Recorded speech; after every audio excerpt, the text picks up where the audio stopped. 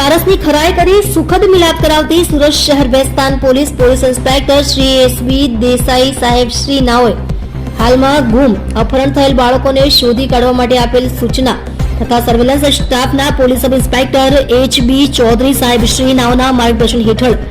Surveillance સ્ટાફના police માણસો police station વિસ્તારમાં પેટ્રોલિંગમાં હતા. તે દરમિયાન ગઈકાલ તારીખ 10/4/2026ના રાત્રિના કલાક 10:35 વાગ્યે જયપ્રકાશ બચ્ચુભાઈ મહંતો ઉંમર વર્ષ 34 રહે પ્લોટ નંબર 246 ગણેશનગર ભેસ્તાન સુરત શહેરનાઓએ ભેસ્તાન પોલીસ સ્ટેશન ખાતે આવી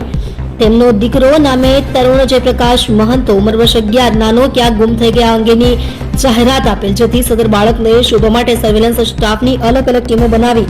ગુમ થયેલ બાળકનો ફોટો વિવિધ સોશિયલ મીડિયા ગ્રુપમાં મોકલેલ. સદર બાળક ગુમ થઈ ગયા અંગે જાહેર સ્થળો રેલવે સ્ટેશન, બસ સ્ટેશન, બાગ બગીચા વગેરે જગ્યાએ જાહેરાત કરેલ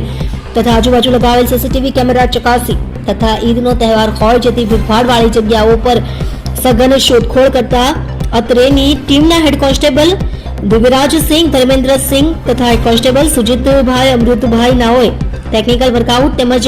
હ્યુમન સોર્સિસના આધારે સદર ગુમ થનાર બાળક ગઈકાલ તારીખ 10/4/2026ના સાંજના 7 વાગ્યાના સમયે તેના મિત્રો સાથે રમતો હતો ત્યારે પાણીપુરી ખાવા માટે તેના મિત્રોની સાથે